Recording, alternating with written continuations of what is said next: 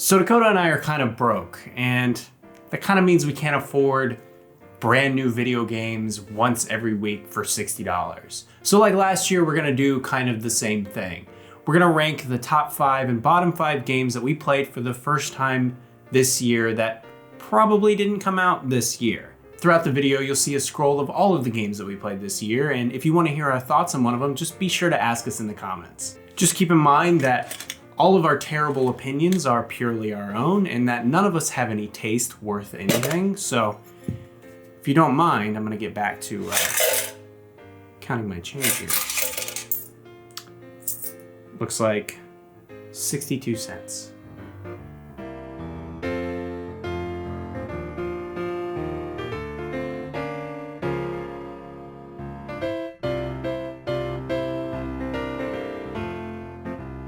So we can't start this episode by talking about how bad the year was, just because it's so overdone, so cliche. So played out. So just make sure that when you're cutting the audio, just cut before this. I mean, yes, it's been a hard year. Yes, it sucks being trapped inside, but what doesn't suck is the video games. But you won't hear me saying that out of my dumb mouth.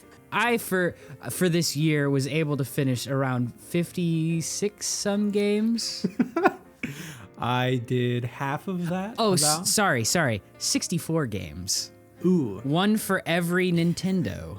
Anyway, let's get to not mucking about. My bottom 5 starts with Far Cry New Dawn. We had played a little bit of Far Cry 5's co-op mode. Far Cry 5 was decent enough that I enjoyed it, and I was on a big Far Cry kick this year. And I bought New Dawn in the thought that, like, oh, this is like post-apocalyptic and, you know, some of the same systems. I was like, oh, I'll give this a try. And really what I got was the most boilerplate Far Cry experience I could have ever received. If you took all of Far Cry 3 and just squeezed out what everyone remembers from that game and then just kind of like tossed it into Far Cry 5. Just so incredibly boring. And the worst part about it is they really shoehorned 5 into it. Like the two sisters you see on the box, they're not even that big of a villain, if you ask me. All the other games have like really distinct villains, and these two are just like colorful antagonists who kind of pass off as like a sub-boss. Hard pass on Far Cry New Dawn. Is it playable? Is it relatively mechanically fun? Yeah, it's a Far Cry game. They've got that formula down. But is it worth your time? Absolutely not. I'm a little not surprised to see this on here. I am notoriously lukewarm on Far Cry. 5 was pretty good. 5 was probably the most fun I've had with a Far Cry in a while. But I remember playing it, and I remember like hopping into like a big semi and being like, this kind of feels like that scene in The Road Warrior where like Mad Max is like in the car and like kind of bouncing around. I'm doing a bouncing around action, like you know. Oh, I see what you're doing. Yes. Yeah, you can see me. Yeah, it felt very like tactile in its driving, and I kind of remember thinking like, oh, I think Far Cry New Dawn would be a good idea. Like it makes sense on paper, like a Mad Maxy kind of one of these. And then, yeah, like reviews came out and I was like, oof. The problem is they have such a good framework. Like Far Cry 5 ends with such a strong note that I honestly didn't see coming. It is a great base to be like, all right, here's the Far Cry world now after this crazy, you know, catastrophe. But from like a pretty diehard Far Cry fan, I really did not like this. My bottom 5 is Crysis 1. I played this in the midst of just a load of first-person shooters from this era. This was probably about the latest one that I played. It's a technical marvel. Without a doubt, it is beautiful. But I don't think it's actually a good game. It's really mostly just like a kind of okay stealth game with these really big open environments, but they don't really encourage the creativity that I like in stealth games. I really like the ability to kind of poke and prod at the world and make it, you know, react in a way that I expected. And instead it just kind of bottlenecked me into situations that really didn't feel good in a way that I don't think that it was going for. So I'm not really sure like what went wrong here, but maybe it's just not for me. I like some of the sequels. It's just, I don't know, I wasn't too impressed. There's a joke here about how people didn't play this because they're like, their PC wouldn't run it. So like people were like, oh man, Crysis. But then they're like, my computer won't run it, but it's a good ass game, but my computer won't run it. And then we all didn't, like, collectively as a society didn't realize that it's like kind of okay. Yeah, it was the benchmark for computer testing for a long time. Were you playing the remaster on like PS4, or were you playing like the hard GOG copy? Oh, I totally forgot that the remaster came out this year. No, this is the GOG version. Okay, because the remaster on PS4 has like missing missions and terrible frame rate issues. A lot of people that really like the Crysis franchise do not like the remastered version. No, this is the original. I like 2 quite a bit. I played it when I was younger. I don't know, it just like it didn't have these problems. It definitely felt more free, but I'm not sure. Gotcha. So my 4th worst. And this is just going to be a trend going on with most of the games that I played. They're all for episodes. Dimitrios, the big cynical adventure I talk about a lot in the Point and Clicks episode. Oh my God. I've never played a more unfunny game that takes itself so seriously in the comedy department, but has no substantive content. And I'm just like, substantive? Sure. Submarine content. Anyway, it makes so many like not only out of date jokes, but just like unfunny, offensive, boring jokes. There's something here that's like if Mad Magazine had made a point and click game, it might be something like this where like some of the ideas are a bit outlandish. At the end of the day, I just hated the fact that I played this. And the worst part about it is it automatically comes with the Vita copy, like for free on the purchase. The only reasons I got this game were for the episode, for easy trophies, and it was only $1. Oh, I thought you were gonna say for the Vita copy. I was like, yeah, bro, yeah, the Vita copy. Well, so whenever I get a Vita, I'm gonna replay it because I want that second trophy, and I'm like, I don't know if I could put myself through that. I don't know. When did this come out? You said that it had outdated jokes. Do you know? You probably don't know off the top of your head. Came out 2016.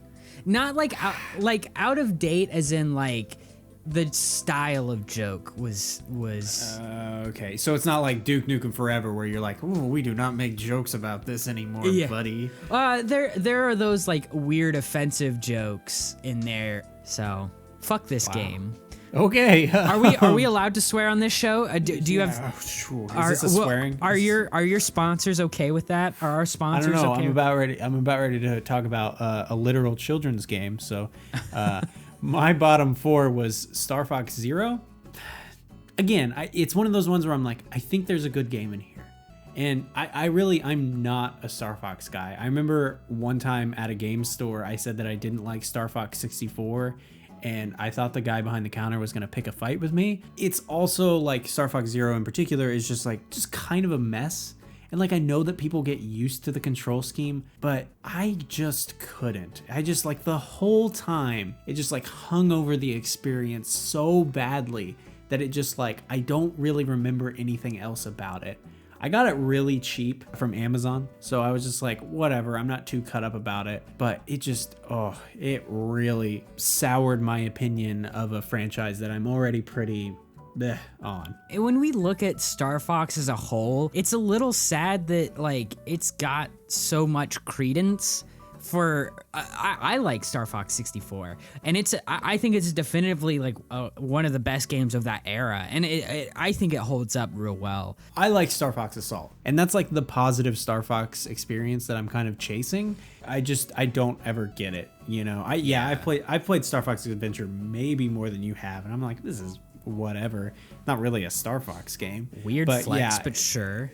Yeah, man, I got a copy. It's sitting here next to my copy of Pikmin 2. I got a copy of it too. You want to race to see who can beat Star Fox Adventures the fastest? No, it sounds like hell. It sounds horrible. I think what they need to do is they need to shelve Star Fox and bring back like F-Zero or one of their more like obscure franchises. An obscure franchise that's in Smash Brothers, because there's so many Smash Brothers characters that people Reggie, bring love. back Mother 3. I was gonna say any of the Earthbound characters, F-Zero. Yeah.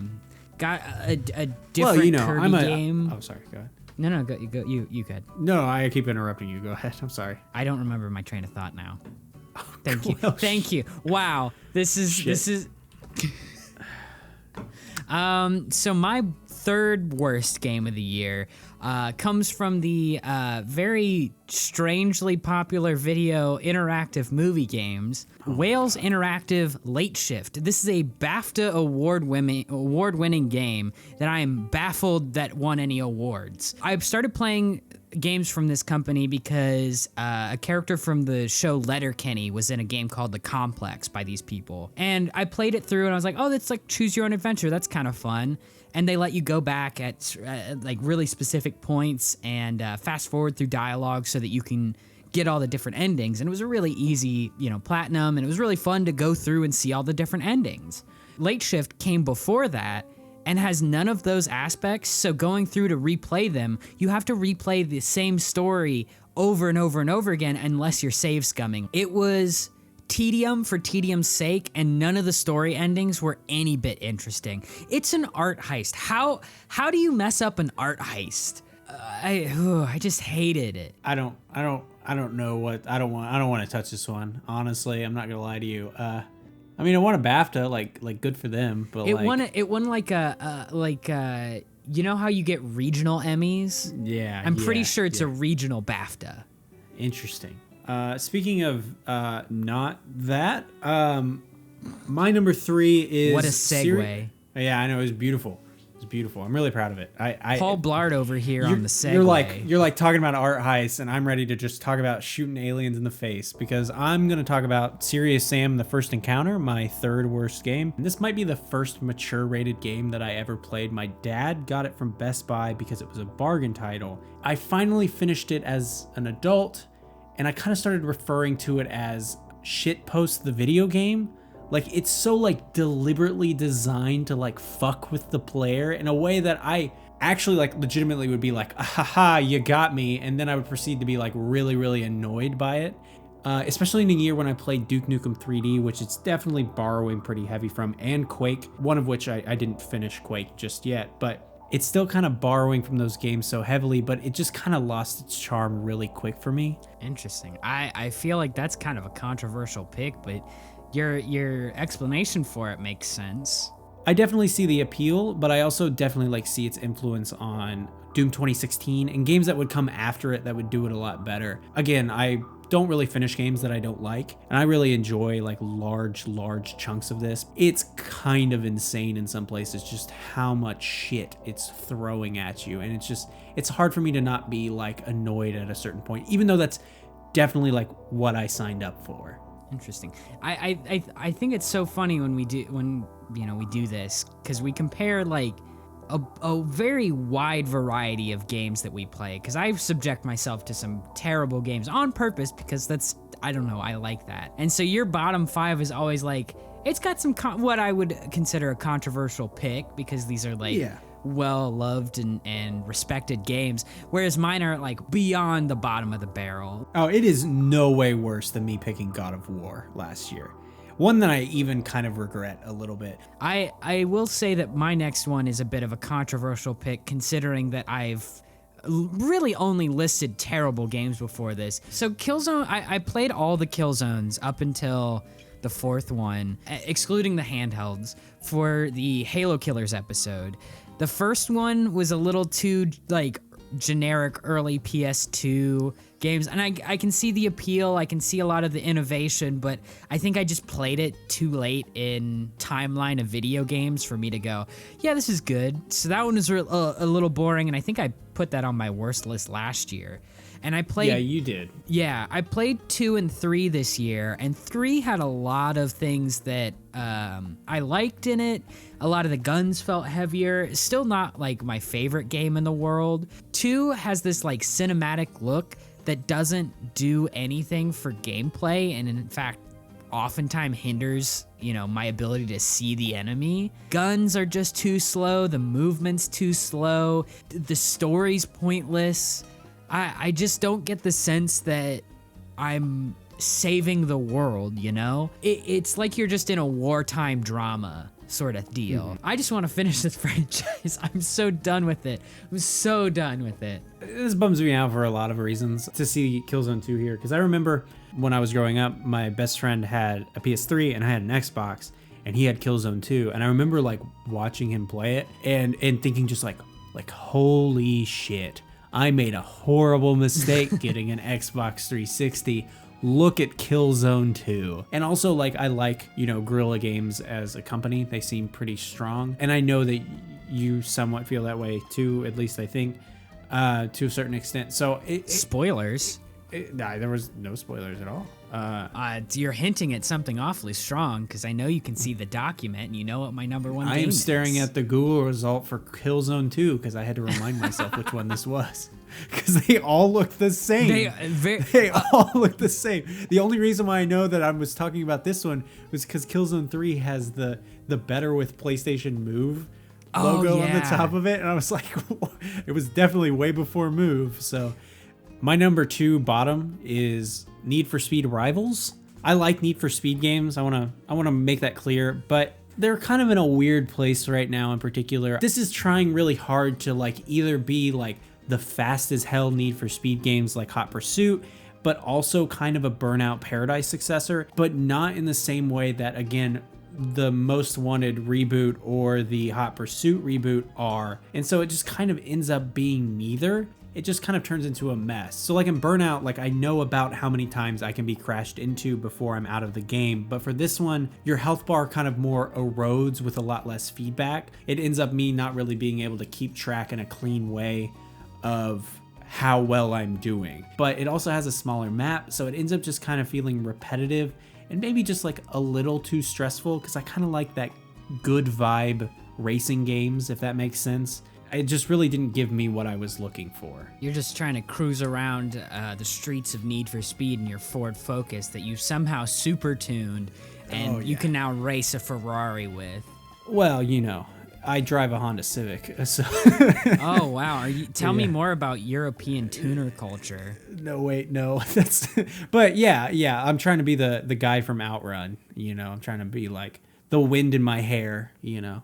My number one worst game of this year is a game that I knew was bad going into it. That's the worst part about this, is my own dumbass knew what I was getting into and then still played 4 hours of this game. Orcslayer is what we in the trophy community like to call fodder. They're easy plats that are usually cheap and are only sold for the platinum. For any budding trophy hunters, there are so many other better games. My Name is Mayo, you just click a mayo jar 10,000 times. It's super simple and it's actually funny, whereas Orcslayer is what seems to be a Unity asset flip, and it's broken as all hell. The final boss should have taken 10 minutes at max. It took me a solid hour of just dumping arrows into him. It was like you get a 1 in 10 chance of this happening to you, and it happened to me, and it just prolonged my experience in this just awful schlocky game. I played it for the achievement in games episode. Man, there were so many other better games that I could have played, you know, instead of this one. I thought this was Orcs Must Die on your list. I was getting him confused. I was like, man, I thought people liked this game. Orcs Must Die is great. Don't get me wrong. I would like to make it abundantly clear that I played this game before I played Ocarina of Time. So if you ever think that I have my life ass backwards, you're right. and Orcslayer is the reason why. That's fair. Yeah, I kind of feel the same way about me playing 007 Legends, my number one game. Oh, that classic Unity asset rip with Daniel Craig in it. yeah, that's pretty much the best way that I would describe it. Oh my god, it's really bad and it's hilarious, don't get me wrong. I'm definitely gonna do a full video about this one. I've been teasing it on Twitter for a really long time, but it's really inconsistent about whose likeness it can and can't get. And so there's over 50 years of James Bond movies, and it's picking and choosing different ones from different eras of Bond. And so sometimes you'll get Diana Rigg's likeness in On Her Majesty's Secret Service standing next to Daniel Craig, which is super jarring. But then you're in Die Another Day, Halle Berry's character Jinx is portrayed by a white woman. It's really, really weird. And it's really a shame that this is like the last Eurocom game that we would get and the last James Bond we would get for a while at least. Because now I gotta change the title of the video that I was working on. On to greener pastures. My number 5 game is Little Acre, another game that I played for the point and click game. Another cheap, easy platinum. The puzzles are really like quaint. It's almost like if Disney had made a point and click adventure.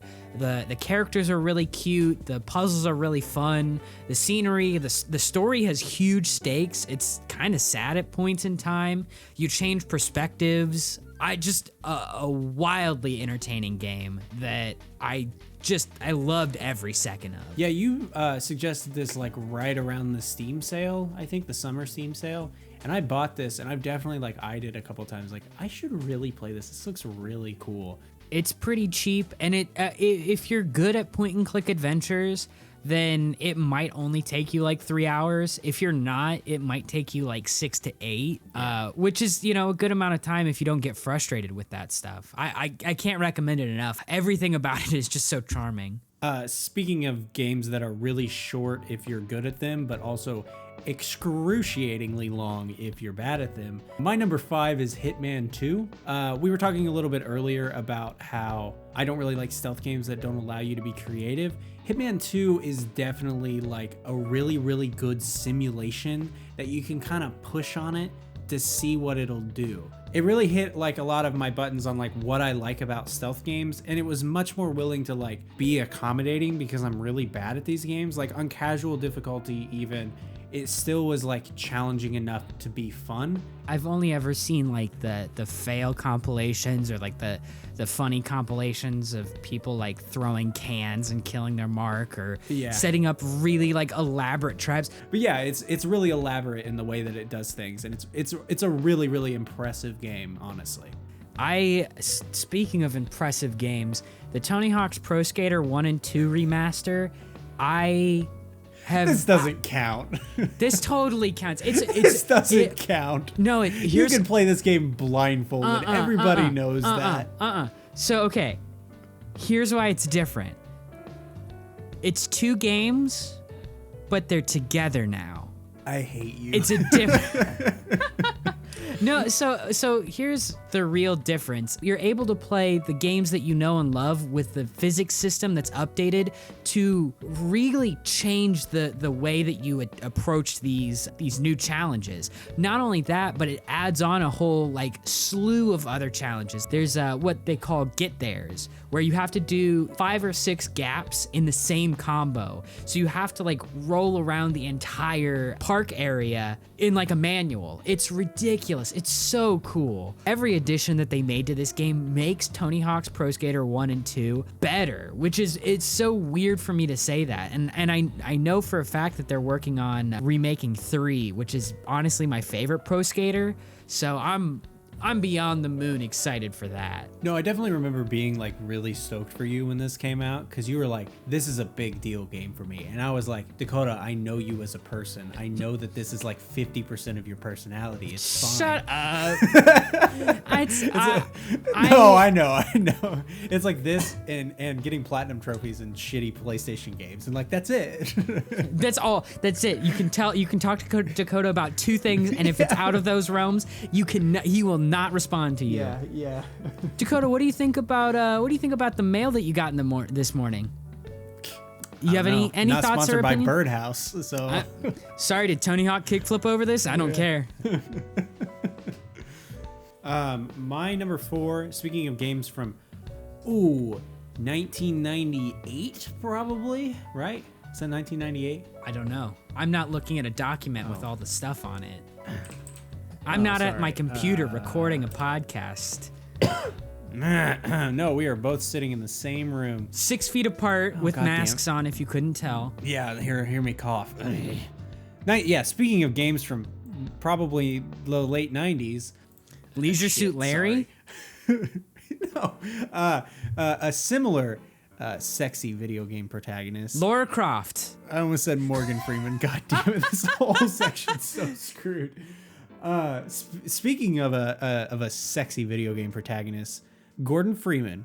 I played Half-Life 1 for the first time over 20 years after it came out, and it was like a really good game. I know that's something that nobody has ever said before. I'm a sucker for this era of FPS, like really hard, and like these weird puzzly like linearity. It was never like a direct onslaught in a lot of ways. It was really a lot of fun. It definitely inspired me to like kind of look around at more first-person shooters of this era and just play more games that I normally wouldn't. I played this, I think in high school on a laptop where I'd have to alt tab out to a guide because it's not an easy game by today's standards. No, it's definitely not. I played it on whatever its easiest setting is, but there were still some parts where I was like, ooh, this is kind of kicking my ass a little bit, especially towards the end. So my number 3 is a really oddball, out of the left field pick. It's called Coffee Talk. I believe the kids would call this a visual novel, but I will say that it's a little bit more than that. You run a coffee shop where fantasy characters come in. So you have elves doing graphic design jobs, a succubus trying to marry the elf, and she's like an accountant. Just all these like really interesting characters. If you love characters in video games, this is the game for you. You can influence the story in so many different ways. It's a short game, but it's very impactful. I don't want to say too much more about it, but if you play this game, if you decide to pick it up, because it's usually pretty cheap, play through it a second time because there are certain aspects that change on the second playthrough. It's so well made. This looks really cool, and it's $10 on sale right now. If this video is not going to come out in time for it to still be on sale, but still, that's pretty good. Yeah, I would definitely take the risk on it. All right, we're gonna kick down the door with this one. Woo-wee, boys, or should I say, howdy, partner. Oh, is it Gun? My number. Is it the classic PS2 game Gun? My fingers are very close together right now. I was this close to buying you Gun for on the Steam sale for Christmas. I just want to let you know I was this. Can we take close. a really quick sidetrack, because the two games I always put together in like the PS2 library is Gun and the game Black.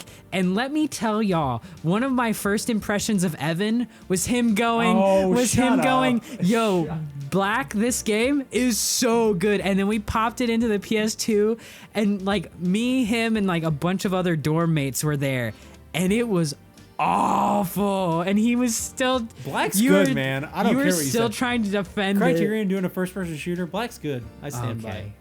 Black for its era. Black is startlingly good. But it's not my number 3, even though I played and beat it this year, I think. Oh, no, I didn't finish it. Never mind. My number 3 is Red Dead Redemption 2, a game that we can no longer take your opinions on whether or not Black is good or not, because I know for a fact that you stopped playing this game this year. So I didn't I don't stop playing it. I've started and then moved on. I said, hey, Dakota, did you finish Red Dead Redemption 2? I would like to spoil it in the video that we talk about, because it kind of has to do with the situation that we're all currently in. And you said, nah, man, I haven't finished. It's too slow paced for me, or something like that. I think that this game is like very, very deliberately paced. You play this game how we want you to play it, or you do not play this game. And I was like, you know what? Okay. Tell me what to do, Daddy Rockstar. Oh, I'm cutting that. It's just going to say, tell me what to do, Rockstar. It very, very much wants you to meet it on its terms first before it gives you any freedom. And that is absolutely a turnoff for a lot of people who come into Rockstar games. It makes for like a stronger connection between like the player and Arthur as a character. And like it doesn't make him feel like you are Arthur. It kind of feels like you're like inhabiting his body like a weird puppet. It feels really, really like you are playing this role of this cowboy who is essentially doomed to a life. And there are some spoiler stuff that is extremely pertinent that I would never ruin for anybody, but it really hit in a time where things were really dour here in America, and things were really dour in this game, and it like really kind of negatively impacted my emotional state there, but it ends in a way where it's like, yeah, things are gonna be okay, man. When you were playing this, I was playing The Walking Dead, the Telltale game, and I think we were both simultaneously like, we chose the wrong game at the wrong time. This is not going over well. So my number 2 pick is one that I think was really strange, and another one that comes from the Halo Killers episode. Resistance 3. Resistance 2, I hated that game. It was so, like, it had none of the charm of the first game. It's slow, and then Resistance 3 goes, hey, all those bad character moments with this sidekick character, yeah, you're playing as him, but now he's sort of got a redemption arc. He's like fleshed out.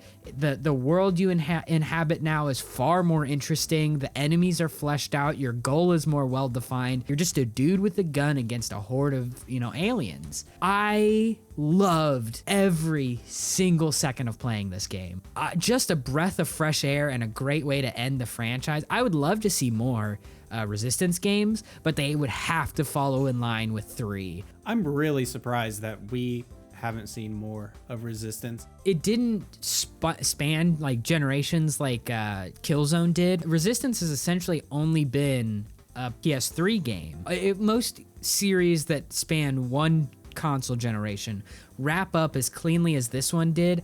I think I'd be okay with like a 3 and done type franchises more and more. Yeah, this is definitely from the era of PlayStation doing like a trilogy and then just being like, nope, no more. We're not going to do any more. And because I didn't realize that this was Insomniac, honestly. That's really impressive. I think them and Guerrilla Games have far more on their plate nowadays. Honestly, I think you should go out and get a PS3 and just get this game.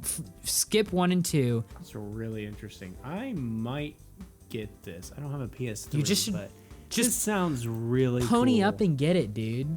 Oh, I could just borrow yours. Oh, it's in the living room. Oh, yeah. I'm just gonna unplug it and take it with Hold me. on, I'm coming into the room that we're both in already. Here's my PS3. My number 2 is Dragon Quest XI Echoes of an Elusive Age Definitive Edition. I think that's the full title. What's the full title in Japanese, Evan? Juichi is 11, if that counts. I was actually playing this game while we were recording last year's top games video, and I had a feeling it was gonna be in my top 5 for the next year. This was definitely a highlight and definitely a game that I would not shut up about. I ended up finishing it about mid-March when things in America started to get pretty bad. It got to the point that by the end, the "we're going out on an adventure" music was like starting to feel nostalgic to me. It was really weird. It was like the best parts of Pokemon and Zelda, but in particular, it was like a massive improvement above Pokemon in regards to just like quality. It has full voice acting. It has adjustment of battle speeds. It has like a lot of things that Pokemon has like desperately needed for years. And just like Dragon Quest is over here not being popular in America and just like doing all of the things that people want out of Pokemon. I was really impressed, and I don't play a lot of JRPGs, and it made me go, maybe I do like JRPGs. And then I played a Final Fantasy game and I was like, maybe I don't like JRPGs, I just like Dragon Quest. So I don't know. When someone who constantly says, I'm not really into, JRPGs or turn-based combat, for someone like you to just immediately go, holy shit, this game's good, is like high marks. So I think that it's definitely, so I talked about how Red Dead Redemption was like, you meet me on my terms or you don't play this fucking game. Dragon Quest XI was like, we want you to have, do you want this kind of music or this kind of music? Do you want free movement in battle or do you want traditional turn-based battle? It was very much like letting me tailor my Dragon Quest experience and still like confident that it was good in any way, shape, or form. And it was so easy to just kind of like slot it into like my lifestyle in a really weird way. Like I would just be like, oh, okay, I have to get my car worked on for 2 hours, and instead of that, I'm going to sit there and play Dragon Quest in the waiting room. Like I was looking forward to opportunities where I could just like sit and play my Switch and do nothing but play this game. It's really like fun and addicting and gorgeous. And honestly, to speak to the quality of my number 1, I would comfortably say that this game is in my at least top 10, maybe top 5. My definitive one is Horizon Zero Dawn. That has literally everything that I want. Sci-fi. This is the game that I love. The story is told real quickly so that I can just get out and start grinding and doing stuff. I started playing this near the beginning of the year, and I think I beat it within a week. It was a really quick play because I would just come home and I would do nothing but play this game. Something about the world captivated me, and then the main character of Aloy, just that weird fish out of water, is one of those like moments where a player can really latch onto it, not only in a sense of like, oh well, I personally empathize with this character, but also the whole like lone wolf aspect of being a fish out of water makes me like quick with characters. Like I don't really care to talk to you. I need to go do something, so tell me what you need done and I'm gonna go do it. It really like connects the story and gameplay really interestingly. Maybe that's just me reaching to praise this game some more, but man, oh, what a good game. I've played Horizon Zero Dawn before too. I haven't finished it. I played a lot of it though. It was actually like one of my most played games from 2019. But yeah, I love Horizon Zero Dawn too. And to hear you kind of shit on the Killzone games as you do every year with these episodes, to hear you talk so highly of Horizon Zero Dawn, I think is a testament to how far Guerrilla Games has come. Honest to God, I think the one thing that will sell me on a PS5 other than Astro's Playroom is Horizon Zero Dawn 2. The second that game comes out, I will be shelling out too much money for this new console. I have never bought a new console. So speaking of franchises that I'm going to recommend to you, and then you're going to go, but I have to play all of them first. And I'm like, please don't. That's literally like 1,000 hours. My number one is Yakuza 0. Wait, hold on. It's the 0th game in the franchise. Yeah, I can just play this one. That's fine. Yeah, that's absolutely what you should do, you weirdo. I tried it on a whim after Red Dead Redemption 2 when it was like pretty cheap. I paid like $10 for it, but it was only in Japanese with subtitles, obviously. And it was a brawler, which are just like two things that I'm like, probably not something that I would be into. Well, obviously I was really into it. It had its hooks in me for like way longer than any other game this year. By far, not by far, but very, very much more than Dragon Quest XI. And I was really, really blown away. Like one moment I was borderline in tears at this hyper dramatic story about two men like kind of forced into a lifestyle that they can't really have. And then I was falling over laughing as these two essentially gangster men were dancing at the local club. It was very, very much like heartfelt and charming in a way that I couldn't help but fall in love with it. It was probably the saddest I've ever been like at the end of a game because it was coming to an end, if that makes sense. I was like, oh, I finished it. And that was like 80 hours in. And so I was like, wait, I more than got my money's worth for this game. I don't understand. I think it's kind of a cop-out for me to have these two together on here because they're both like very, very distinctly Japanese games. And I'm like, I'm not somebody who plays Japanese games. I think it's an interesting thing that you chose to like really push your boundaries as a video game player, and what you got is two experiences that ended up being the definitive gaming experience of 2020 for you. Yeah. All right, so closing it out. Yeah, let's wrap this up. Thank you so much for a great 2020. I gotta say, we've done some of our most ambitious videos that either of us, I don't want to put words in Dakota's mouth any more than I normally do, but I just want to say like some of the most ambitious video projects that either of us have ever undertaken have happened this year. And for the most part, they've been great successes, honestly. And so thank you so much for just hanging out and subscribing and being good pals in the comments. I don't think we've ever... Sorry, I was taking Evan's words out of my mouth. It's been a really big year of growth for us, like astonishingly so.